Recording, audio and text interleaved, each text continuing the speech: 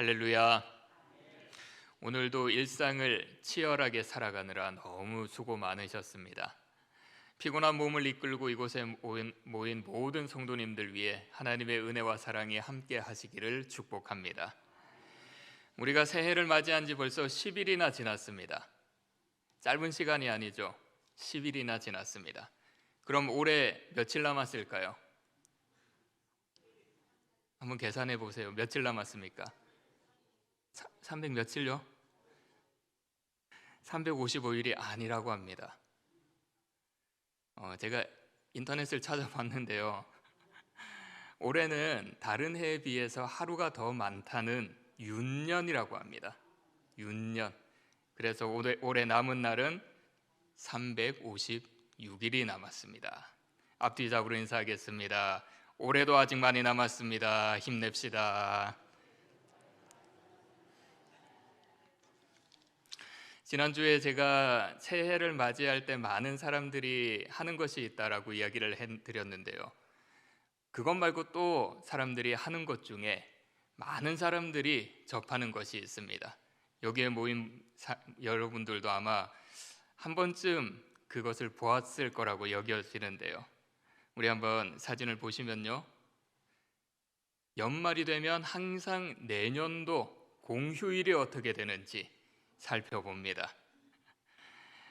많은 분들이 아마 찾아보셨을 것입니다.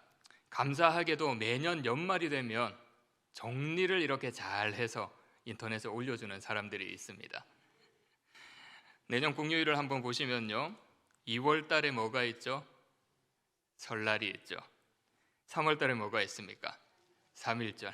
4월 달에 4년 만에 오는, 매년 있지 않는 4년 만에 오는 국회의원 선거가 있습니다. 5월과 6월 계속해서 공휴일이 있다가 7월 안타깝죠. 8월에서 10월까지 계속 공휴일이 있다가 11월 마음이 쓰립니다. 너무나도 마음이 쓰립니다. 매번 이 공휴일을 보면서 다 알고 있지만 왜 볼 때마다 이렇게 마음이 쓰릴까요? 이렇게 우리 모두에게 똑같은 날이 주어졌습니다. 2024년 한 해라는 시간이 우리들에게 동일하게 주어졌습니다. 일할 수 있는 시간, 그리고 쉴 수 있는 시간. 이 시간들은 누구에게나 똑같이 주어진 것들입니다. 공식적으로 쉴 수 있는 날. 그런데 이런 날들을 보게 되면 사람들이 각각 다른 시각으로 보고 다른 느낌을 가지고 다르게 생각을 합니다. 어떤 사람들은 공휴일을 보면서 만족할 수도 있고, 어떤 사람들은 이 공휴일을 보면서 나는 저때 쉬지를 못하는데 왜 저 날이 공휴일인 거야? 이렇게 아쉬워하는 사람들도 있을 것입니다. 그래서 이 모든 현상을 보았을 때 우리들은 어떤 공통적인 것이 주어졌을 때 그것을 두고 각자의 삶의 현장에 따라서 바라보는 시각이 완전히 다르다라고 하는 것입니다. 오늘 말씀에 기록된 신랑을 기다리던 10처녀, 이 10처녀들에게도 동일한 환경이 주어졌습니다. 그런데 이 10처녀들을 보게 되면 5처녀, 슬기로운 5처녀, 슬기롭지 않은 5처녀, 각자가 보는 시각이 달랐습니다. 이 처녀들은 결혼을 준비하는 사람들이라고 합니다. 본문 1절을 보게 되면요, 천국은 등을 들고 신랑을 맞으러 나간 10처녀와 같다라고 이야기를 하죠. 천국이 10명의 처녀와 같다라고 하는 것이 무슨 말일까요? 그 천국이 기쁘고 즐거운 곳이라는 겁니다. 우리 시간을 한참 거슬러 보아서 여러분들 결혼할 때, 결혼을 준비할 때 마음이 어땠습니까? 새삼스럽습니까? 저는 굉장히 즐겁고 행복했습니다. 저만 그랬나요? 다들 즐거웠을 것입니다. 기쁘게 준비하지 않겠습니까? 두근두근 거리는 마음으로 이렇게 할까 저렇게 할까.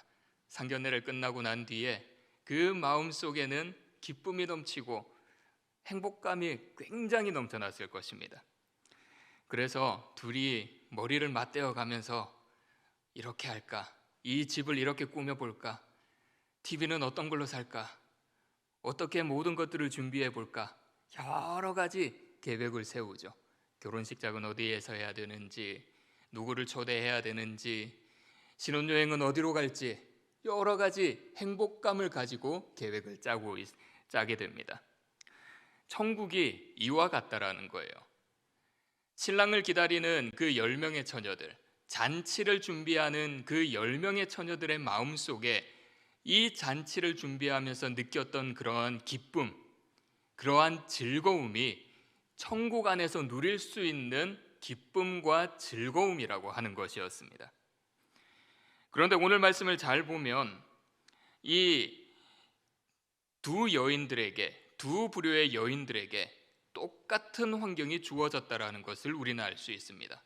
방금 말씀드렸듯이 첫 번째로는 신랑을 기다리는 그러한 환경이죠.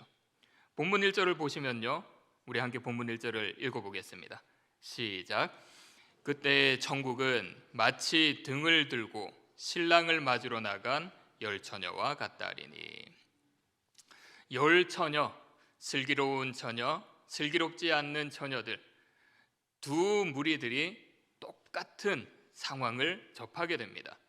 신랑을 기다리는 것이죠. 신랑을 기다리는 것이었습니다. 이 두 무리들에게 똑같은 상황, 두 번째, 본문 3절과 4절을 보시면요, 똑같은 행동을 했습니다. 10명 모두 똑같이 무엇을 준비했습니까? 잘 보이시죠? 3절 보십시오. 노랗게 제가 표시해놨습니다. 뭘 준비했다 합니까? 등을 준비했다 하죠. 4절에는 무엇을 가지고 갔다 했습니까? 등을 가지고 갔다고 했습니다. 10명 모두 등을 준비했다고 하는 것이죠. 세 번째, 동일한 모습, 5절을 보겠습니다. 5절을 함께 읽겠습니다. 시작. 신랑이 더디오므로 다 졸며 잘세. 똑같이 잤다라는 거예요. 신랑이 늦게 오니 슬기로운 자들이든 슬기롭지 않는 자들이든 똑같이 잤다라고 하는 겁니다. 얼마나 신랑이 늦었는지 기다리다 지쳐서 잤다라고 하는 것이죠. 오늘 본문에서 말하고 있는 이 10처녀들의 세 가지 공통점, 뭐라고 했죠?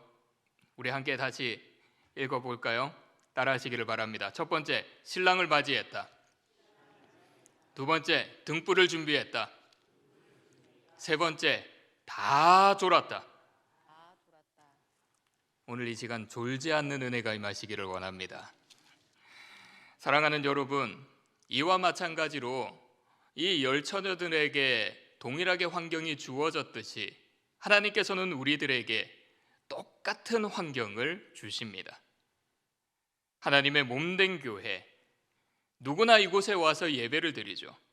기도하고 찬양하는 곳을 우리들에게 똑같이 주었다라는 것입니다. 우리들에게 믿음의 동역자들을 주셨죠. 이들을 통해 큰 위로를 받고 힘을 얻습니다.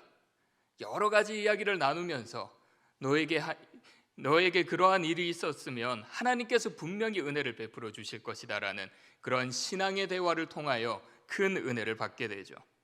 우리들에게 가족을 주셨고요, 우리들에게 건강을 주셨고, 무엇보다 가장 중요한 것, 시간을 주셨습니다. 시간을. 가장 중요한 것입니다. 이렇게 하나님께서는 우리 모두에게 동일하게 허락하신 것들이 너무나도 많이 있습니다. 그래서 우리는 이것들을 마음껏 누리죠. 아무 값 없이 누립니다. 아무 대가를 치르지 않고 누립니다. 교회에 와서 마음껏 예배드리고 하나님을 찬양하고 우리 마음속에 있는 간절한 것들을 하나님께 쏟아내죠. 기도드립니다. 그리고 주위에 있는 동역자들과 함께 나의 아픔을 나누면서 서로 격려하며 위로하며 기도하며 그 어려운 환경들을 이겨나갑니다. 가족들, 우리들에게 큰 힘이 되죠. 위로가 되죠. 그리고 우리의 필요한 시간들을 마음껏 사용하고 있습니다. 그런데 이렇게 소중한 것들이 우리에게 주어지는데요, 우리는 오늘 본문에 나오는 어리석은 여인들과 같은 모습을 보일 때가 있습니다. 본문 3절과 10절, 11절을 보시면요, 어리석은 여인들이 행했던 모습이 나타나는데요. 3절을 보게 되면 슬기로운 여인들과 어리석은 여인들의 차이점을 무엇이라고 이야기합니까? 슬기로운 여인들은 무엇을 준비했죠? 기름을 준비했죠. 미련한 여인들은 어떻게 했습니까? 기름을 준비하지 않았습니다. 10절에서 미련한 여인들은 어떻게 했죠? 기름을 사기 위해서 달려갔습니다. 기름을 사기 위해서. 11절, 정확하게 명기하지는 않았지만 그 정황을 보게 되면 슬기로운 여인들은 잔치에 들어갔지만 미련한 여인들은 어떻게 됐습니까? 잔치에 들어가지 못하고 잔치에 꽉 닫혀 있는 그 문을 보며 두드리며 애통해 했습니다. 우리가 이 세상을 살아가면서 우리에게 동일하게 주어졌던 이 환경을 볼 때 이러한 모습을 행하지는 않는가요? 모든 것이 하나님의 은혜라고 하지만 모든 것을 감사하지 못할 때가 너무나도 많이 있습니다. 하나님께서 허락하시는 시간들 어떻게 사용을 하고 있습니까? 그냥 다람쥐 쳇바퀴 돌듯이 오늘 이거 했으니까 내일도 똑같은 일이 일어날 것이고 그 다음 날도 이 일이 일어날 것이고 그 다음 날도 이 일 그냥 시간을 흘려보낼 때가 너무나도 많이 있습니다. 우리에게 주어진 시간, 우리 앞에 보이는 그 모든 환경들 낙심하며 낙담하며 포기할 때도 너무나도 많이 있죠.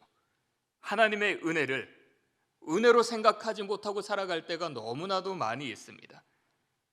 똑같은 상황이 주어졌지만 어리석은 여인들과 같이 행하고 어리석은 여인들과 같은 삶의 결과가 우리의 현실이라고 하는 것입니다.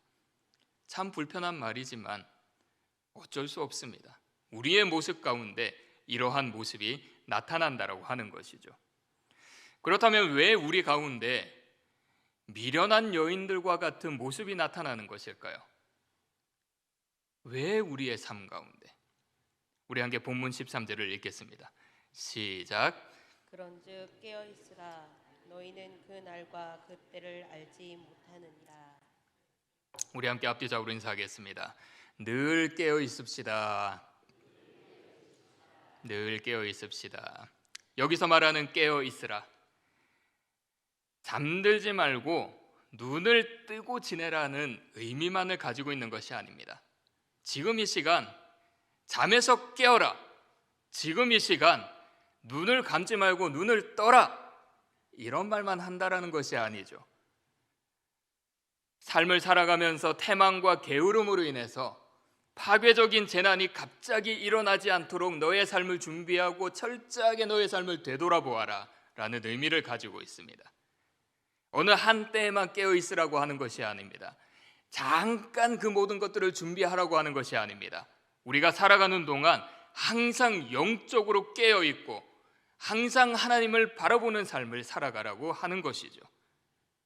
이 말씀을 첫 번째로 접하는 마태 공동체, 마태복음을 처음 읽는 그 공동체에게 신랑을 기다리고 있는 그런 여인들과 같은 상황이 일어났습니다.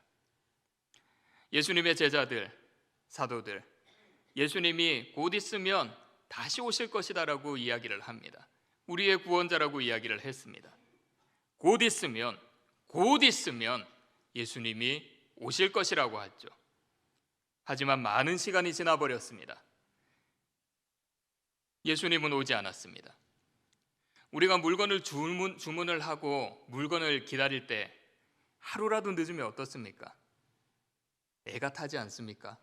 저 혼자 애 타나요? 인터넷에 물건을 주문했을 때 내가 그렇게 갖고 싶어하는 물건이 오지 않으면 하루라도 늦어지면 마음이 조마조마해집니다. 간절해집니다. 우리가 코로나를 맞이했을 때 함께 사역을 했었던 교역자들의 마음이 이러한 마음이었습니다. 우리가 행사를 준비하며 선물을 줘야 되잖아요. 선물을 주문을 했는데 행사가 다가오는 날이 점점 오는데 물건이 오지 않는 겁니다. 이틀 뒤면 그 윷놀이 대회나 이런 행사를 진행을 해야 되는데 선물이 없으면 무엇을 줄 것이고 선물을 주지 못하면 그 비난을 어떻게 감당할 것이고 너무 조마조마하는 그것을 보면서 왜 물건이 아직까지 오지 않느냐고 왜 아직까지 물류센터에 묶여 있냐고 이런저런 마음을 가졌던 적이 있었습니다. 예수님의 재림을 기다리던 초대교인들의 마음이 이러했을 것입니다. 교회 지도자들은 지치기 시작했고요. 예수님의 재림을 막연하게 기다리기 시작했습니다.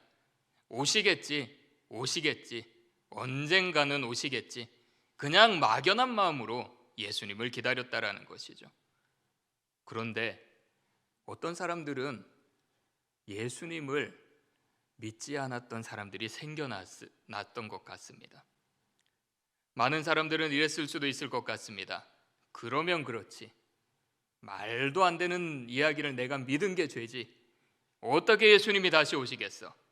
처음부터 말이 되는 이야기가 아니었어. 공동체를 떠나는 사람들도 있었을 것입니다. 미련한 여인들, 신랑이 언제 올지 모르는 그러한 이야기들을 마태 공동체에게 들려주었던 것입니다. 슬기로운 여인들, 신랑이 언제 올지 몰랐습니다. 미련한 여인들도 신랑이 언제 올지 몰랐습니다. 마태 공동체 성도들도 다시 오신다는 그 예수님이 언제 올지 몰랐습니다. 하지만 여기서 중요한 것은 미련한 여인들은 슬기로운 여인들처럼 늘 깨어있지 못했다라고 하는 것입니다. 깨어있지 못했다라는 거예요. 깨어있지 못했다. 그들도 깨어있었다면 슬기로운 여인들처럼 기름을 미리 준비했을 것입니다. 신랑이 이때쯤이면 오겠지, 기름이 더 필요할 것이다 라고 생각을 하고 더 준비를 했을 것입니다. 하지만 그들은 깨어있지 못하고 준비하지 못했습니다. 그래서 깨어있고 준비해야 한다라는 것이 중요합니다. 그렇다면 우리가 늘 많이 듣는 말이죠. 깨어 있어야 된다, 깨어 있어야 된다. 이 깨어 있어야 된다라는 것은 잘 아는데 어떻게 하는 것이 깨어 있는 것일까요? 어떻게 하는 것이 영적으로 깨어 있는 것일까요? 어떻게 하는 것이? 우리 함께 본문 3절과 4절을 읽겠습니다. 본문 3절 4절입니다. 시작. 미련한 자들은 등을 가지되 기름을 가지지 아니하고 슬기 있는 자들은 그릇에 기름을 담아 등과 함께 가져갔더니.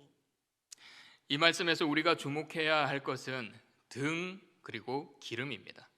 등과 기름. 옥스퍼드 주석을 보게 되면 등과 기름에 대해서 이렇게 이야기를 했습니다. 이 비유에서 등이 외형적인 신앙을 의미한다면 기름은 성령과 같이 신앙생활의 내면적인 거룩함과 생명력을 의미한다고 할 수 있다. 등이 무엇을 의미한다고 했죠? 외형적인 신앙의 모습, 외형적인 신앙의 모습. 우리가 매주일 드리는 예배의 모습, 우리가 매번 드리는 봉사의 모습, 우리가 하나님께 감사함으로 드리는 헌금, 눈에 보여지는 신앙의 행위들, 그것이 등이라고 했습니다. 그렇다면 기름은 무엇이라고 했습니까? 신앙의 내면적 거룩함이라고 했습니다. 신앙의 내면적인 거룩함, 내면적인 깊은 말씀과 묵상과 기도를 통해서 형성된 내면의 성숙함, 내면의 성숙함으로 인하여 나오는 인격, 이 모든 것들은 눈에 보여지는 것이 아닙니다. 외형적으로 보이는 등 안에 가두어져 있는 기름과 같은 것입니다. 그래서 슬기로운 여인들이 기름을 달라고 했을 때, 어리석은 여인들이 슬기로운 여인들에게 기름을 달라고 했을 때 뭐라고 했습니까? 슬기로운 여인들이 이것은 줄 수 있는 것이 아니다. 이것은 줄 수 있는 것이 아니다. 나누어 줄 수 있는 것이 아니다라고 했던 것입니다. 예전에 오카는 목사님께서 이런 설교를 했습니다. 소아시아 7교회 본문을 가지고 설교를 하셨는데요. 그 말씀을 묵상하시면서 하나님이 당시 자기가 사역하던 교회의 모습을 보고 어떻게 말씀을 하실까? 그리고 목사님 자신이 사역하는 그 모습을 보고 나중에 하나님 앞에 갔을 때 하나님이 뭐라고 말씀하실까? 이런 이야기를 하면서 한국교회 많은 성도들에 대해서 이렇게 말을 했습니다. 많은 사람들이 눈에 보이는 양에 치우쳐 있다는 것입니다. 눈에 보이는 양, 외형적인 모습에 치우쳐 있다는 것이죠. 많이 모이고 성령의 역사의 단편적인 한 면인 그것이 전부인 것이라고 생각한다라는 것입니다. 신앙의 질적인 면, 신앙의 거룩함, 내면의 성숙함, 그 모든 것들은 이 순위로 물러났다라는 겁니다. 이 순위로. 무엇을 말하는 것입니까? 하나님이 보시는 온전한 신앙인은 하나님의 말씀으로 변화되고 자신의 신앙과 인격을 늘 되돌아보며 내면의 온전함을 통하여 나타내는 행위들을 하나님이 보신다는 것입니다. 그들의 행위만을 보는 것이 아니라 그들의 마음속이 어떠한지, 하나님을 믿는 그 믿음이 어떠한지, 그 마음속에 있는 신앙의 완전함을 보고 외형적인 모습을 보고 하나님께서 판단하신다라는 것이죠. 오늘날 많은 성도들이 본문에 나오는 불을 밝히는 외형적인 등에 관심이 많이 있습니다. 눈에 보이는 외형적인 등에 집중을 합니다. 몰두합니다. 그래서 어떤 경우에는 어쩔 수 없이 예배를 드리죠. 어쩔 수 없이 예배를 드립니다. 내가 중직자인데 어쩔 수 없이 예배를 드립니다. 어쩔 수 없이 봉사하기도 합니다. 어쩔 수 없이 헌금하기도 합니다. 이 모든 것들이 잘못됐다라는 말씀은 아닙니다. 그런데 그러한 모습을 가지고 있는 반면에 신기하게 그러지 않는 분들도 있습니다. 어쩔 수 없이 하지는 않습니다. 하나님의 한없는 은혜에 감사하는 마음으로 주님께 나와 예배를 드립니다. 하나님께서 부어주신 그 은혜에 감격하는 마음으로 주님을 찬양하고 주님께 간절히 기도드립니다. 하나님께서 모든 것을 주신 것이다라는 믿음을 가지고 하나님께 예물을 드리고요, 하나님의 은혜를 기대하는 마음으로 주님 앞에 나아옵니다. 그 마음 속에 있는 하나님 아버지를 향한 간절한 마음, 그 신앙이 그들의 외형적인 모습을 이루어 나아간다는 것이죠. 그래서 신앙으로 깨어있다라고 하는 것은 보이지 않는 내적인 신앙의 질을 높이는 것임을 믿습니다. 보이지 않는 나의 마음 안에 있는 하나님을 향한 마음, 내 마음 속에 있는 하나님을 향한 그 뜨거운 마음들이 우리를 깨어 있을 수 있게 한다라는 것이죠. 우리 교회 모든 성도님들은 눈에 보이지 않는 신앙의 질적인 면에 더욱 관심을 가지고 나아가시는 분들이 되시기를 바랍니다. 늘 말씀을 내 삶에 적용을 하고 주님의 뜻을 깨닫고 삶의 인격을 말씀으로 올바로 세워나가시기를 바랍니다. 늘 기도의 자리를 지키시기를 바랍니다. 겸손한 마음으로 하나님께 간구하시기를 바랍니다. 그렇게 나아갈 때 우리의 내면이 온전해짐을 믿습니다. 그런데 이렇게 신앙으로 깨어있는 것 쉽지 않는 일이죠. 쉽지 않는 일입니다. 내적인 신앙의 질을 높여가는 건 굉장히 어려운 일입니다. 외부적인 영향도 있겠지만 더 큰 영향은, 그렇게 하지 못하게 하는 더 큰 영향은 내부에 있습니다. 나 자신에게 있다라고 하는 것입니다. 우리 함께 본문 3절을 읽도록 하겠습니다. 본문 3절입니다. 시작. 미련한 자들은 등을 가지되 기름을 가지지 아니하고. 따라하시기를 바랍니다. 내 신앙은 내가 지킨다. 다시 한번 크게 하겠습니다. 내 신앙은 내가 지킨다. 자, 함께 읽었던 말씀 마지막 부분을 보십시오. 말씀을 한번 띄워보시면요, 미련한 자들은 등을 가지되 기름을 어떻게 했다고 하죠? 가지지 않았다라고 합니다. 기름을 가지지 않았다라고 합니다. 기름을 가지지 못한 것이 아닙니다. 가지지 못한 것과 가지지 않았다라고 하는 것은 큰 차이가 있습니다. 내가 스스로 행하지 않았다라는 것이죠. 어떠한 환경으로 인해서 가지지 못한 것이 아니라 나의 의지로 그 기름을 가지지 않았다라고 하는 것입니다. 이만하면 됐다라는 것이죠.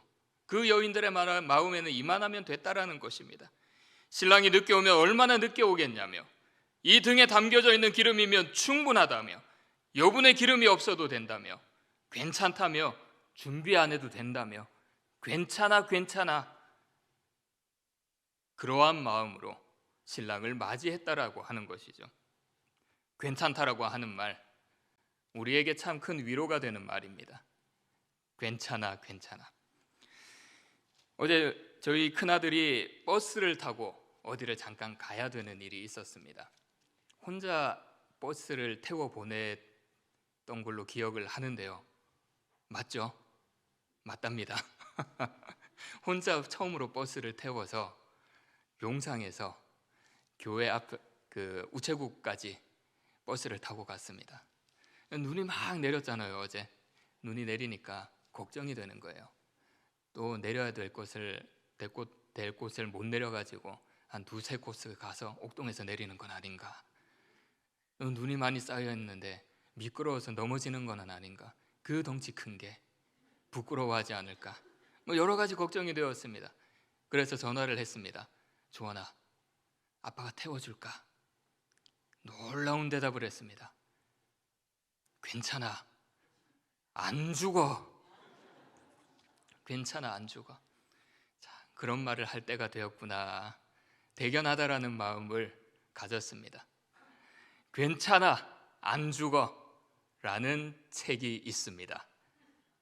이 책은 응급의학 전문의로 10년, 그리고 동네 개원의로 10년을 보내면서 많은 사람들과 만났던 대화를 기록한 책인데요. 이 책을 쓴 저자는 자신이 가장 큰 위로를 받았을 때가 언제인지 이렇게 이야기를 했습니다.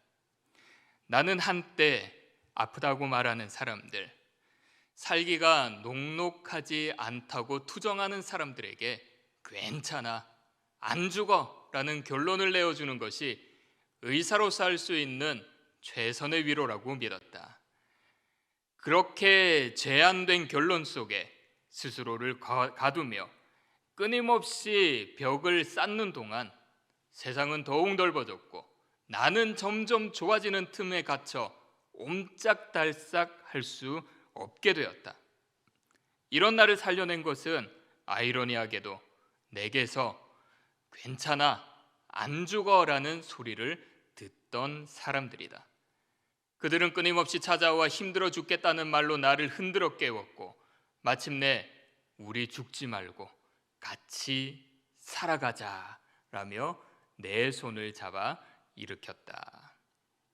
환자에게 괜찮다라는 위로의 말을 하는 가운데 절망에 빠진 자신을 견딜 수 있게 해주었다라고 하는 것이죠. 자기는 그 환자들에게 괜찮아, 일어날 수 있어, 그런 말들을 했지만 그 말을 통해서 오히려 자기가 위로를 받았다라고 하는 것입니다. 이렇게 스스로의 능력이 부족하여 낙담하는 사람들에게 괜찮아, 이 한마디 큰 힘이 됩니다. 늘 같은 부분에서 지적을 받아 낙심한 사람들에게 누가 공감하면서 괜찮아, 그 한마디가 얼마나 힘이 되는지 모릅니다. 우리가 절망 앞에 서 있을 때 옆에 다가와서 따뜻하게 손을 잡으며 등을 토닥거리면서 괜찮아, 걱정하지 마, 괜찮아, 그 한마디가 우리의 마음을 위로합니다. 이 괜찮아, 우리를 위로하는 말. 그런데 우리의 신앙적인 면에서 본다면 어떨까요? 괜찮아, 안 죽어, 이 단어들, 우리의 신앙적인 면에서 괜찮아, 그 정도 예배 드리면 됐어, 안 죽어, 주일에 한 번 갔으면 됐지 왜 또 수요일에 가고 왜 금요일에 가고 매일 새벽에 가서 예배 드리는 거야. 괜찮아, 그 정도 섬겼으면 됐어, 안 죽어. 과연 괜찮을까요? 어쩌면 이 괜찮다라고 하는 말은 우리 신앙의 내적인 성장을 방해하는 것들일 수도 있습니다. 스스로에게 괜찮아라고 하며 내적인 신앙의 질을 높이지 않는 것, 오늘 본문에 나오는 기름을 준비하지 않았던 여인들과 같은 모습입니다. 그래서 우리는 내적인 거룩함을 위해서 발버둥 쳐야 합니다. 괜찮아라고 하며 위로하는 것이 아니라 더 하나님 아버지 앞에 거룩하게 나아가기 위해 발버둥 쳐야 된다는 것이죠. 오래전에 조기 은퇴하신 목사님의 인터뷰를 본 적이 있었습니다. 그 목사님은 개척을 해서 많은 성도님들과 함께 하나님의 영광을 나타내며 많은 지역사회에 큰 영향력을 미쳤다라고 하는데요. 이분이 조기 은퇴를 할 때 기자가 목사님에게 물어봤습니다. 목사님, 지금 현재를 살아가는 우리 성도들에게 하고 싶은 말은 무엇입니까?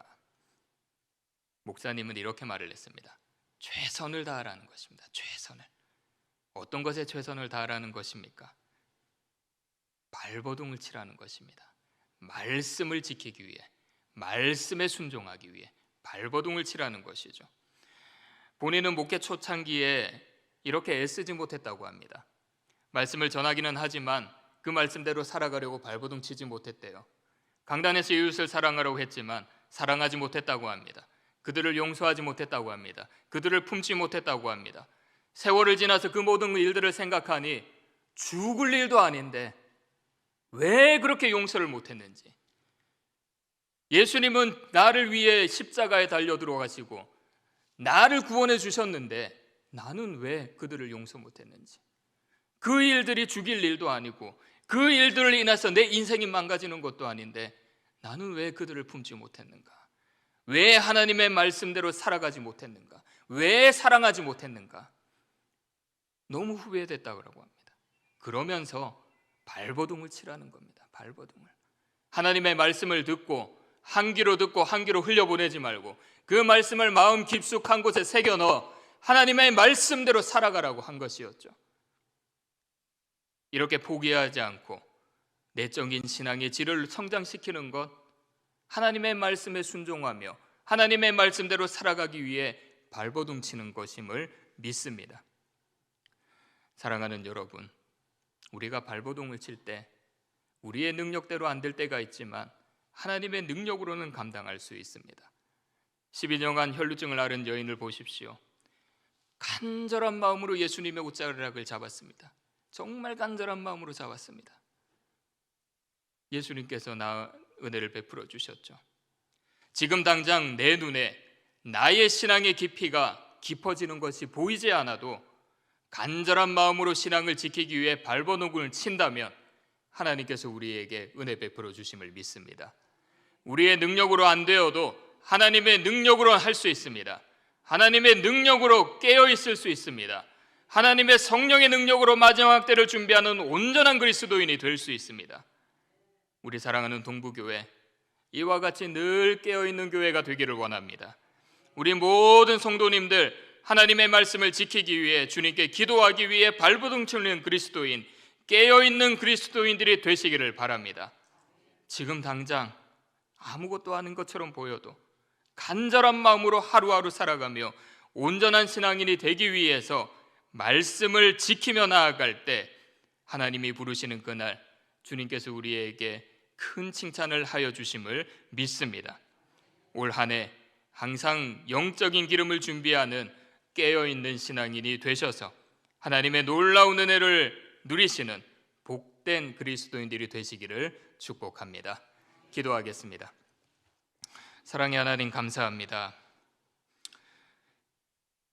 저희들 마음속에 하나님 아버지의 말씀을 심기어 주시고 하나님 아버지께서 올 한 해 우리가 어떻게 살아가야 될지 말씀하여 주심에 감사를 드립니다.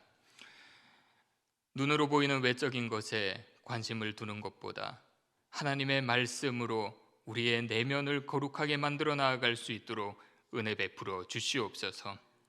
지금 당장 그러한 삶을 살아가더라도 나의 신앙의 모습이 더 나아지지 않은 것 같아 보일지라도 하나님을 간절히 믿으며 하나님의 말씀을 내 마음속에 깊이 새기어 그 말씀에 순종하기 위해 발버둥을 칠 때 하나님께서 우리에게 새 힘을 허락해 주심을 믿습니다. 하나님을 향한 온전한 믿음이 더욱더 성장할 줄 믿습니다. 하나님을 향한 온전한 믿음으로 하나님의 영광을 나타내는 그리스도인이 될 줄 믿습니다. 올 한 해 우리의 내면 속에 있는 하나님을 향한 거룩함을 키워나갈 수 있는 저희들이 될 수 있도록 역사하여 주시옵소서. 포기하지 않도록 하여 주옵소서. 하나님 아버지의 힘과 능력을 믿고 하나님의 말씀을 지키며 하나님의 말씀에 순종하기 위해 발버둥을 칠 수 있도록 역사하여 주시옵소서. 하나님께서 은혜를 베풀어 주셔서 늘 깨어있는 신앙인의 모습으로 살아가게 하심을 믿사오며 이 모든 말씀 예수님 이름으로 기도하옵나이다. 아멘.